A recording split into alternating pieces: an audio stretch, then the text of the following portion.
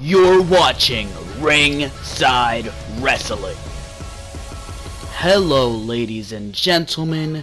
Joel Perez of Ringside Wrestling here, and today I'm going to be on more of a negative note. So I hope you enjoyed, it hasn't happened yet, enjoy a negative side of me, because I'm really not happy with tonight's Raw. It was one of the most abysmal shows of 2016, and trust me, there's been abysmal shows throughout 2016, but this one takes one of the highest cakes, one of the biggest cakes for the worst, one of the worst Raws of the year. I mean, this show was just bad. I mean, the things they did here made no logical booking sense, and I'm a little more lighthearted when something just doesn't go across how it's supposed to be, maybe because the crowd isn't reacting how they're supposed to, or when something just falls flat and it's not, like, it's not what it's supposed to be, but I understand what's going on. But this show just made no booking sense sometimes, keyword sometimes. It just made no sense, the things they did on the show, and it was easily fixable things. Some of these things I'm just sitting there like, who sat down, took a piece of paper, wrote this on a piece of paper, or said this to Vince McMahon, showed this idea to him? And why, oh why, would Vince McMahon approve of this idea? If I was Vince McMahon and I was handed ideas like this by my creative team, they would be fired immediately. Effective immediately, if you ask me. Because this show was absolute garbage, and I show no mercy when I say that. Let's get into the show. And when I say let's get into the show, retards, I mean there's not much of a show to go over, but let's go in to what they gave us. So the show starts off with Seth Rollins cutting a promo outside of the Allstate Arena that they're in. I believe it's the Allstate Arena. First of all, let's start off by saying how shitty this crowd was tonight. I mean, if you're going to Monday Night Raw, if you're gonna buy these tickets, if you're gonna spend your hard-earned money going to this show, wake up! I understand some of the things on this show sucked, but what they gave us on the show, I'll say, for the casual fan, is very exciting. But when it comes to looking at this from a perspective, does this make sense? Does putting Roman Reigns versus Rusev a week before they're supposed to go off at SummerSlam make sense?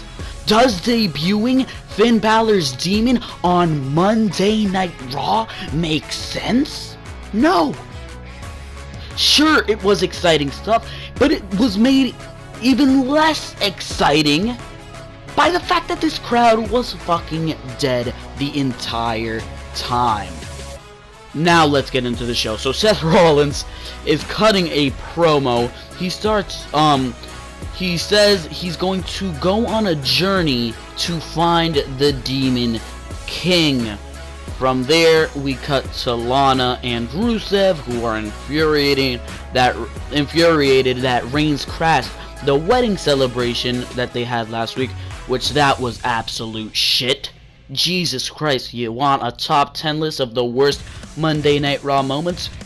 You got 5 moments right there.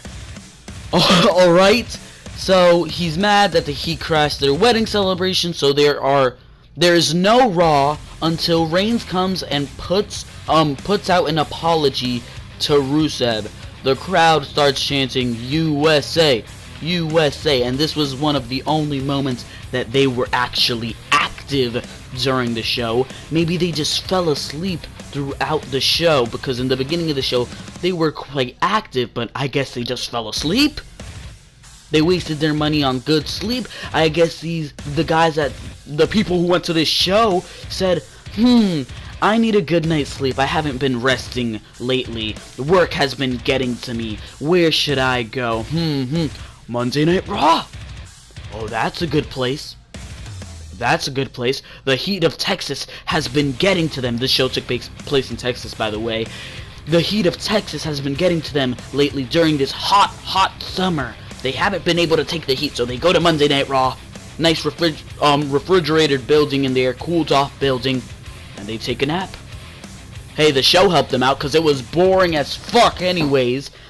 Alright, so the crowd starts chanting USA until Mick Foley comes out. Rusev says Foley is no general manager. He said last week that Foley was a great general manager. Rusev says he was lying. And Rusev, by the way, fantastic on the mic. And he says without Rusev and the championship, Mick Foley is no general manager, and that he deserves respect as the champion for that. He bashes Foley, saying Reigns has been given opportunity after opportunity, and asks for someone who knows what to do in Stephanie McMahon. Let's decipher this.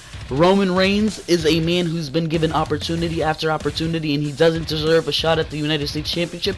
Absolutely agree. Rusev, you took the words right out of my mouth. Okay, Stephanie says that what Rusev is doing is outrageous, and that if he wants respect, he needs to show Mick Foley respect. That's a good point, but Rusev has a fucking point. Roman Reigns doesn't deserve a title shot. He's been given title shot after title shot after title shot. What does this man do to deserve a title shot? I don't know. Who'd he beat? He lost to Finn Balor. He lost to Seth Rollins. He lost to Dean Ambrose. But he just waltzes on in the next week and he gets a title shot? Alright. Fine by me. WWE logic, ladies and gentlemen. Before Rusev can say anything, Rusev says that maybe he needs to call Shane and Daniel after Stephanie starts giving him the attitude. So that already got to Stephanie's nerves that Rusev was wanting to go to Smackdown. So Roman comes out cracking his stupid, corny jokes. Oh, Rusev, when you and Lana bump heads in the bedroom, you're gonna make an ugly child. Roman sounds like an elementary schooler when he's making these jokes. Toughen Roman up, make him heel, and stop with the over-fabricated corny garbage, please, with a capital P. Alright, so Roman comes out cracking his stupid jokes. Rusev continues being a master on the mic, bashing Reigns. Reigns says that he doesn't want to wait till SummerSlam.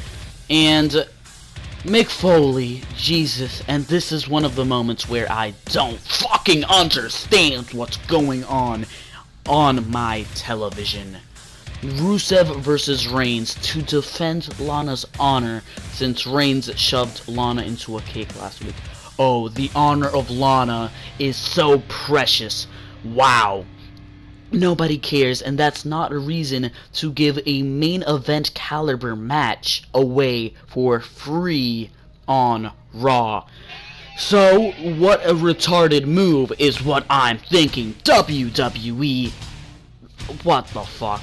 So the whole time the crowd was chanting USA, note that, keep this to yourself, not cheering for Roman Reigns, for those retards out there who think, oh, Roman Reigns is getting cheered, Roman Reigns is getting over. No, they're cheering for the patriotic storyline of it all. Don't you understand? Nobody wants Roman Reigns. They just want this bad outsider Bulgarian brute to go down. And Roman Reigns just happens to be the guy. Just happens to be the guy that WWE put into place to go against Rusev in this patriotic storyline, because they want Roman Reigns to get over. And it's only a matter of time till they put him up in the title scene again. And tonight, let me tell you, Roman Reigns versus Rusev, Roman Reigns returns. He returned to kick out, kick out, kick out, kick out, kick out, kick out. And guess what? Another kick out. It was just mind-bogglingly bad. And maybe Reigns will get over. Maybe. Maybe a 20% chance, 10% chance. I'm being generous. But for now, just a mediocre USA versus a foreign feud. So it was an okay way to start off Raw, but the announcement of Rusev versus Roman Reigns really de-swindled the purpose of the whole thing. So next we go to Sheamus versus Sami Zayn. Sami Zayn on my television. Was that not what I was asking for last week? Why wasn't Sami Zayn on Raw last week? The show would have went up 0.5 points depending on how much time they gave him. Maybe it could have even went up 2 points on my grading rubric. Let's call it a rubric for now. Because Sami Zayn is that damn good. But no Sami Zayn last week. Okay.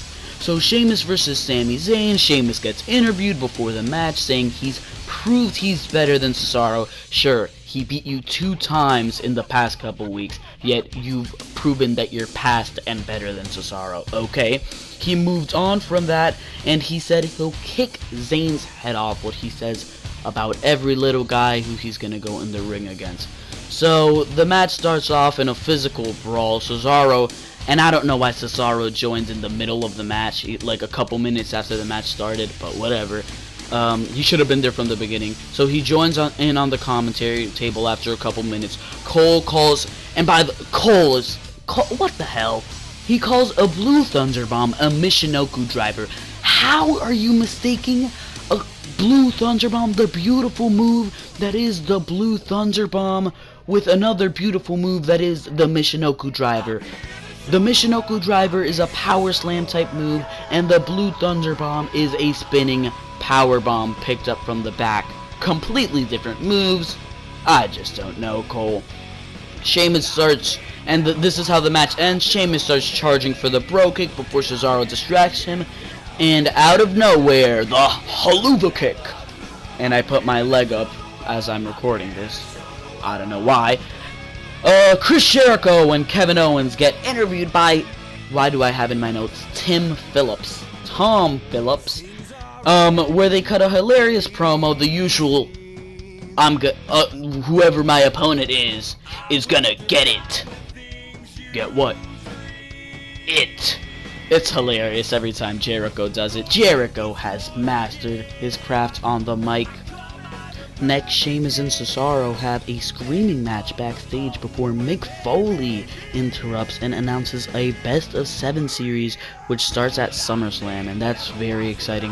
One of the few good things that happened tonight, the Best of 7 series, something we haven't seen in a long time in WWE, so I'm very excited to see where this Best of 7 series goes, and I hope they throw in some stipulations throughout the Best of 7 series. Maybe the final match is an Iron Man match, a ladder match, we don't know. Maybe we can get the final match will be a loser leaves town match, and we can finally see Cesaro go to Smackdown, which will first of all help the Smackdown roster, second of all be a very exciting stipulation for the match and make this Best of 7 series truly something special, similar to Booker T and Chris Benoit a couple years ago, like 10 years ago by now. Wow, how time passes by quickly. Next we go to the New Day comes out to face the Dudley Boys, and before the match starts, a silly promo for Gallows and Anderson, and this really needs to stop. It's absolutely pathetic. Gallows and Anderson are supposed to come into the ring and kick absolute ass, but no, they're dressing up as doctors, coming in with jars with eggs inside of them. What is this? They look like complete clowns, and I don't like it. If there's somebody to be goofy in this feud, it's gotta be the New Day. Why are Gallows and Anderson being made complete mockery of in this feud entirely. This needs to stop. After this feud is over, I don't want to see any of it. Gallows and Anderson, serious characters as soon as this feud is over. If not, you're gonna hear it from me. I say that a lot during these videos, but you are gonna hear it from me. And another moment where I'm just sitting here saying, who came up with this garbage? I mean, who in the WWE? Again, I'm gonna say it. I said it at the beginning of the video, I'll say it again. I mean, who in the WWE sat down with a pen and paper and wrote this and booked this for the show? Because whoever did is completely pathetic. Anyways, let's get into the match. Devon, or Devin according to Michael Cole, because Michael Cole is that awful. Devon accidentally hits Bubba Ray with the clothesline, allowing Kofi Kingston to get the Trouble in Paradise. They are setting up the Bully Ray character for WWE, and at this point it's best for the Dudleys to split up, because what is WWE doing with the Dudleys together? Nothing. Sure, it will weaken the tag team division, but the Dudleys are not a threat in the tag team division to begin with, so why keep them there? No reason. The match was little to speak of. It really wasn't the center point of what was going on here. Kofi was speaking the truth, and he says that the club traveled, or Gallows and Anderson traveled all over the world to be here, and they're blowing up eggs, which is absolutely true. These guys are putting eggs in a microwave, and after the match, the egg was exploded, and this is representing Big E's balls. These dick jokes and pathetic garbage comedy that we're seeing on WWE television needs to stop immediately, because it's getting so tiresome. Jesus Christ. They cut a promo setting up their match for SummerSlam, and why oh why does the New Day sound more serious than Gallows and Anderson? You're going into a tag team championship matchup, and these guys look like clowns. These are your tag team belts, one of the most prestigious belts in your company that you're gonna go in and defend at SummerSlam, and you're defending them in a ridiculous feud. Jesus Christ, I don't want to see any more of it. Seth Rollins is shown walking around Demon King. He's just looking for the demon everywhere he goes. Bathroom stalls, outside the arena, inside the arena, in Sasha Banks' ass. That's nice. But he's just walking around like a dumbass, looking for the Demon King, until he runs into Neville, who says he's not ready to fight Finn Balor. Neville's fought Finn Balor before, and Seth is certainly not ready for the demon. I thought, because booking logic, WWE takes Neville, takes Rollins, gives us a 15-minute classic as the main event between these two to set up towards SummerSlam. And maybe we can even have Finn Balor come out and attack Rollins from behind. Maybe Seth Rollins defeats Neville and beats the shit out of Neville until the demon comes out. We tease the demon. Balor sends a decoy. He attacks Rollins from behind and says, "You'll see the Demon King at SummerSlam." Now it's too good for Monday Night, some shit like that. I don't know, but just tell us that the Demon King is going to be at SummerSlam, and it will get people hyped to watch SummerSlam. Don't you understand? We don't want to see it on Monday Night Raw. At least I don't. I've seen it on NXT. I don't want it to be de-swindled, losing value because Seth Rollins... No, I don't want it to be devalued because they debuted it on Monday Night Raw. It's just not the place for the Demon. If I ever see the Demon on Raw again, Jesus Christ, I'm telling you, you'll hear it from me. That's like my catchphrase on here. I don't know. But we cut to Nia Jax. Her opponent is Rachel Revy, and when asked why she wants to compete with Nia Jax, she starts talking about the Olympics and how she's inspired by Team USA. Every time these, let's call them goons, get interviewed, these squash match participants, I don't know what the fuck to call them, jobbers, there you go. Every time they get interviewed, they sound so ridiculous. It doesn't matter what they're saying. Like, she just sounded so ridiculous on this microphone. Like, Jesus Christ. Like, it doesn't matter what they say. It's just hilarious. But anyway, she says she's inspired by Team USA, and she goes down in under a minute. What do you expect? It's Nia Jax. You gotta love Nia Jax. And it looks like she has a new finisher, so I'm interested to see if she keeps using it to finish matches instead of the leg drop. It's like she holds them on their back like an AA, and then she puts them down. I don't know how to describe it. I didn't get a good look, but I know it's new, and that's how she finished the match. So whatever. And this next segment, I really didn't expect to be the segment of the night when Heath Slater came out. When Paul Heyman came out, I said, oh, segment of the night. When Heath Slater comes out, I say, fuck this garbage.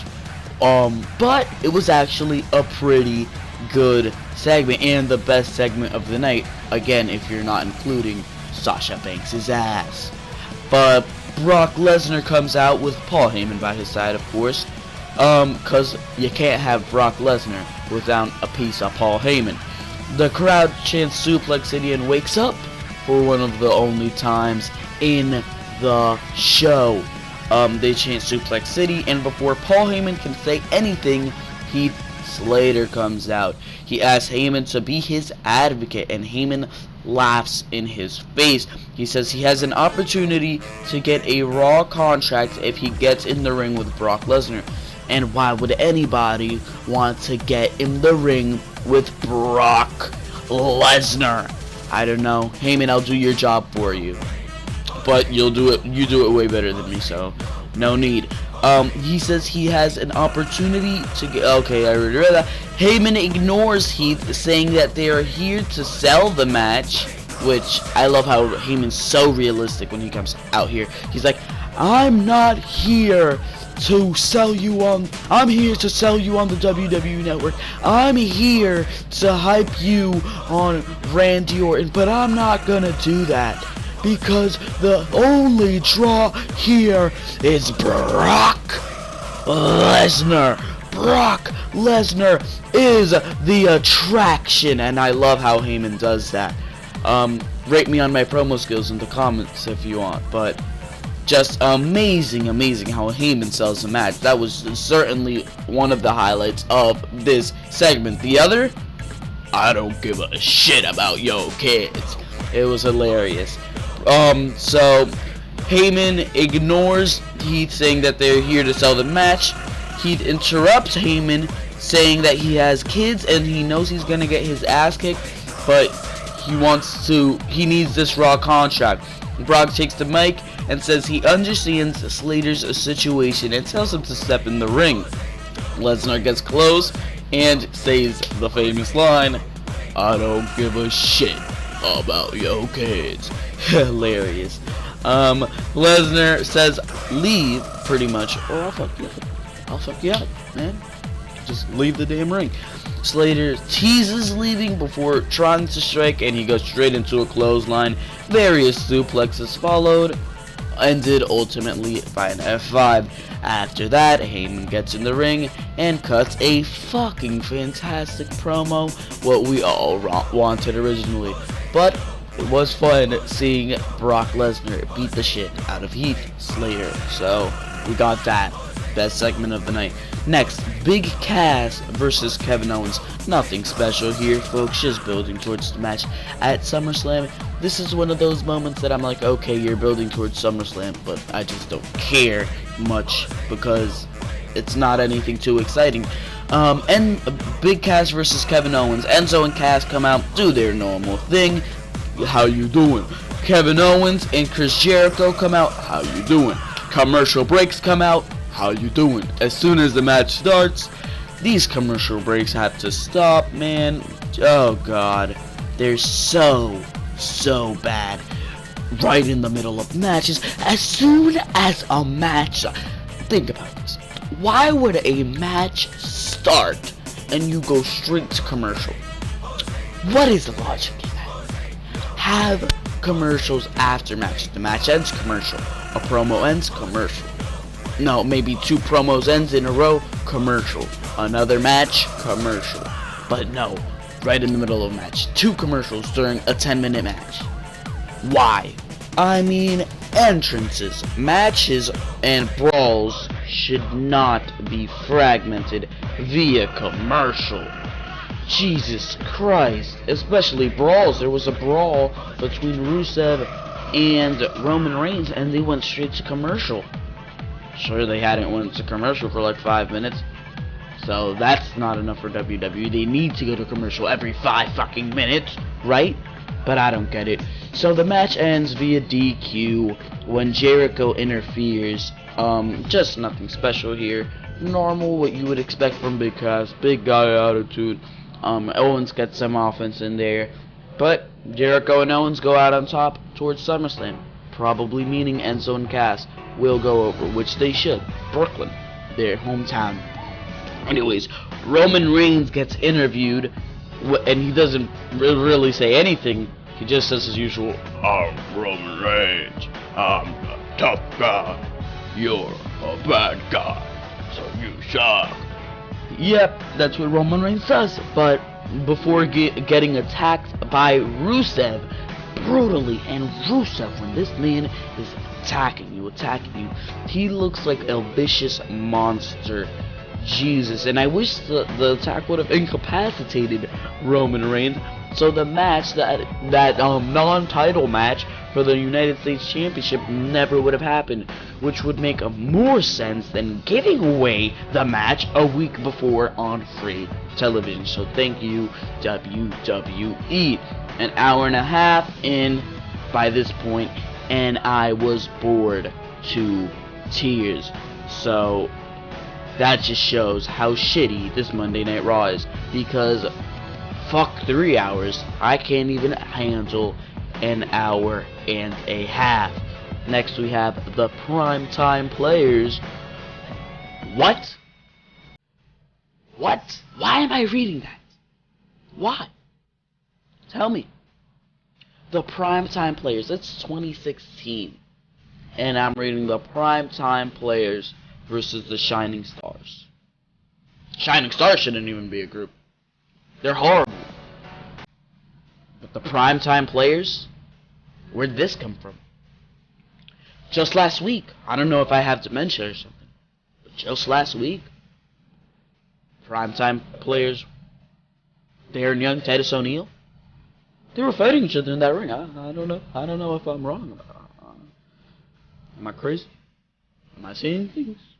But they were just fighting last week. But no, it actually was just a smart booking decision here.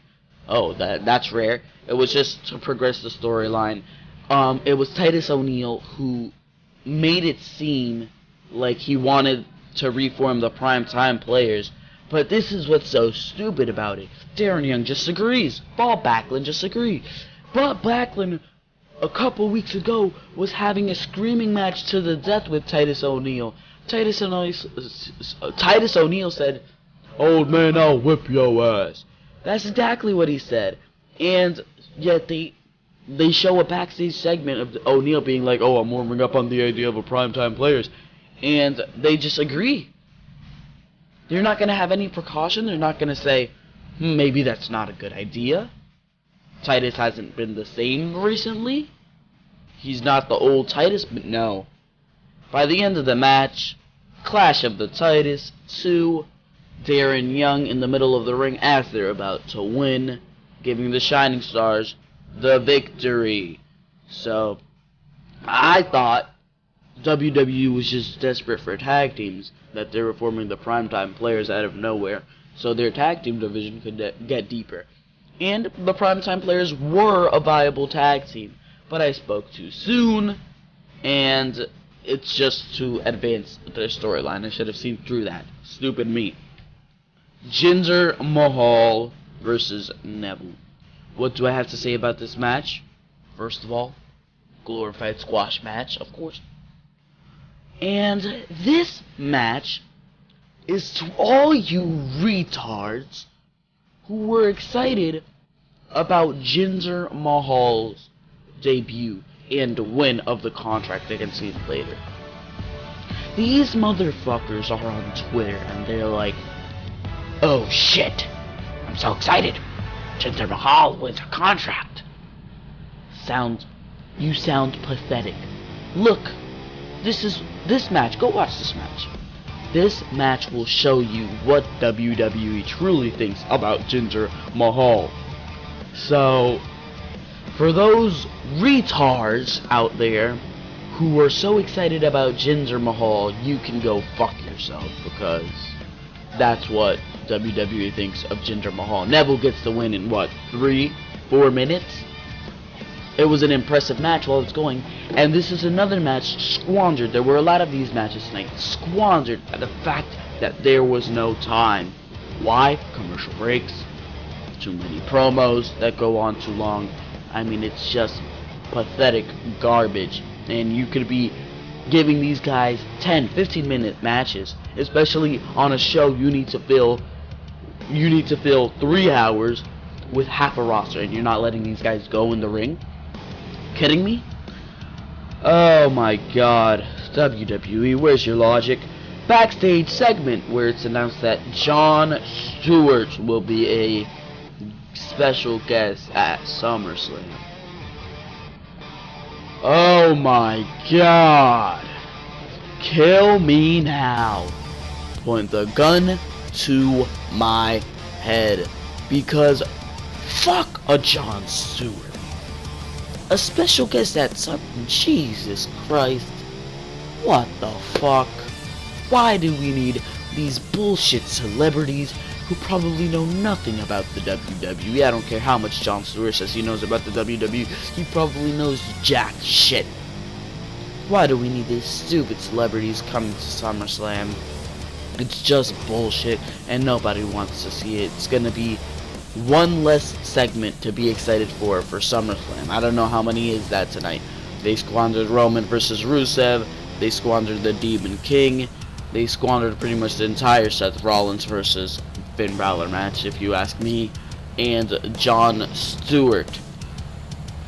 Jon Stewart's gonna be there, which that's horrible in itself. One less reason to watch SummerSlam. There you go. Seth comes in saying he can't find the demon before Foley advises him. Foley, what a smartass. I'm clapping to you. He tells Rollins, go out in the ring, call the demon out. And Rollins says, you know what, I'm gonna do that, looking like a complete retard the whole night. But he comes into the office, Demon King. It's just hilarious. And his laugh, I can't do it, but it's a fantastic laugh. I love it. Here we go. Gallows and Anderson versus the Golden Truth. Again, I'm gonna say it. These guys look like retards in those doctor's uniforms. And these guys need to have a serious attitude change after this feud, because they're coming out with eggs in jars. What the fuck? You've gotta be kidding me. And besides that, it was a fast-paced match while it was happening, because if you blinked, you missed it. But besides that fast-paced match, that of course wasn't given enough time. After the match, New Day comes out and attacks, almost ramming the Francesca the Trombone into Anderson's balls. Again, I don't understand why New Day is the more serious team here. They're coming out attacking, blah blah blah. I mean, I just don't get it. And another thing, the Golden Truth. These guys could be a great fucking tag team. They have the in-ring ability. R-Truth is fucking great. Goldust is fucking great. What are these guys doing? No. Golden Truth is going down in 3-minute squash matches to Gallows and Anderson, who look even more ridiculous. How is anybody supposed to take them seriously? A backstage segment where Dana Brooke apologizes to Charlotte for losing to Sasha last week. Charlotte scolds Dana for losing when it mattered most, saying, that's her words when it mattered most, saying that she's going to beat Alicia Fox all by herself. Wow, what a big opponent. Alicia Fox, just showing how shitty this women's division is, that they have to put Charlotte against Dana Brooke. I mean, against Alicia Fox. Why can't they put her against a Paige? Can't they put her against a Paige? Paige would be fantastic. But no. And Alicia Fox. What has Alicia Fox done to prove herself as a threat in the women's division? You can beat a mop and you'd get more praise than if you beat Alicia Fox. That's how squandered her reputation is. It's fucking Alicia Fox. But whatever, I'm just going on a rant there. She's gonna beat Alicia Fox all by herself, and that she might even go as far as replacing Dana with someone who isn't such a failure. Strong words from Charlotte. And okay, backstage segment, because we go straight to Charlotte versus Alicia Fox, and Sasha Banks joins on commentary. Another glorified squash match, of course. There was a horrible camera angle where Charlotte, the natural selection, her finisher of all things, on Alicia Fox, and the camera was on Sasha. I mean, I know Sasha's pretty, but don't miss the end of the match. Natural selection's a beautiful finisher, and they completely missed it. Just horrible. We went to Sasha on commentary, missing the end of the match. After the match, Charlotte tempts Sasha before Dana attacks out of nowhere, allowing Charlotte to lock the figure 8 on Sasha Banks. So, Charlotte getting the last laugh before the pay-per-view. She will ultimately go to lose. Braun Strowman video package. Nobody cares. Thanks for coming. And last segment of the night, Roman Reigns versus Rusev. The match starts in a brawl, continuing the brawl from earlier. They're in the middle of an exciting brawl, and what do? They got a commercial break. What else? What else? Those commercial breaks are fantastic, right? I'm so excited to go to Sonic, Chili's, to buy OxyClean. I don't fucking know. Those are the type of commercials they're putting on. Okay, whatever. We come back from commercial break, and the match has started because the bell never rung. They have a brawl with Reigns getting dismantled, really, but it's nothing they can't do at SummerSlam at a faster pace with more time. So what's the point? Rusev grabs the mic saying, "Let's hear it for Russia." It's an absolute absurd main event. The crowd doesn't even fucking peep when Rusev gets on the mic. They don't boo, they don't do anything. They just sit there with their dead bodies in a dead arena. An empty arena would be better than that shit. The echo of an empty arena would be louder than that crowd tonight. Let me tell you something. I'm going to Monday Night Raw in New York next week. Yep, I'm announcing it here. I'm going to Monday Night Raw in New York next week, and I'm certainly gonna make more fucking noise. Me by myself is gonna make more fucking noise than this entire crowd in Texas tonight. I'm telling you, this Texas crowd just came to this arena because they haven't been getting good sleep in the heat of Texas. But whatever. So this is nothing they can't do at SummerSlam. It's still horrible. It was a horrible main event. It was horrible. But I know they're gonna put on the real show at SummerSlam. So what's the point of this match? Oh, Lana's honor. Lana's honor. Who gives a shit about Lana's honor? What the fuck is Lana's honor? Is this a new title? The Universal title and the Lana's honor title. So, another thing about this match. Roman's kicking out of every move returns here. The big return. I was waiting for it. And it made its return here tonight. To the point where this man, Rusev, caught 4 flying headbutts from the second rope, almost 5, on Roman Reigns, and the man kicked out of every one of them. There was a point where Rusev kicked Roman in the head with a big super kick, and locked him into the accolade. That's a move that knocked out John Cena, and Roman leaned into the rope. This match was just painful to watch.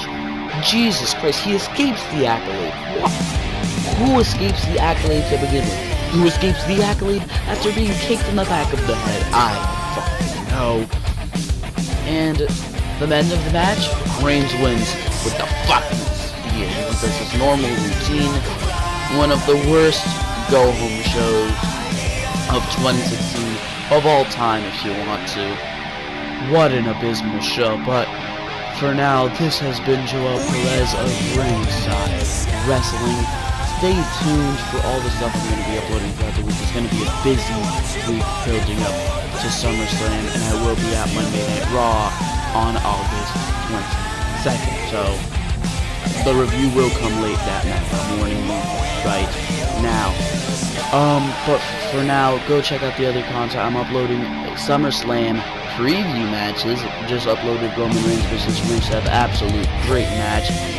Today I will be uploading AJ Styles versus John Cena, so stay tuned for that. I don't know if I'll do Finn Balor versus Seth Rollins tomorrow, or Randy Orton versus Brock Lesnar tomorrow. I don't know. But throughout the week I will be sprinkling those in, so stay tuned for that. Very exciting stuff there. There will be a SummerSlam review and an NXT TakeOver Back to Brooklyn review, so stay tuned for those things. And stay tuned for a preview and prediction that I will do for SummerSlam. So stay tuned for that, because that's going to be very exciting, and I'm excited to bash the fucking show. For all the bad booking that there's been through the weeks with Monday Night Raw. But for now, you can go check out the Twitter channel. It's not over yet. You can go check out the Twitter that I have, Ringside Wrestling. It's of the same name. Go check that out. And if you want to have some fun during Monday Night Raw, Smackdown Live, pay-per-views, and NXT TakeOver specials, you could go and tweet alongside me, agree with me, disagree with me, do whatever you want. But for now, this has been Ringside Wrestling Entertainment, ENT, don't forget it, and I am out of here.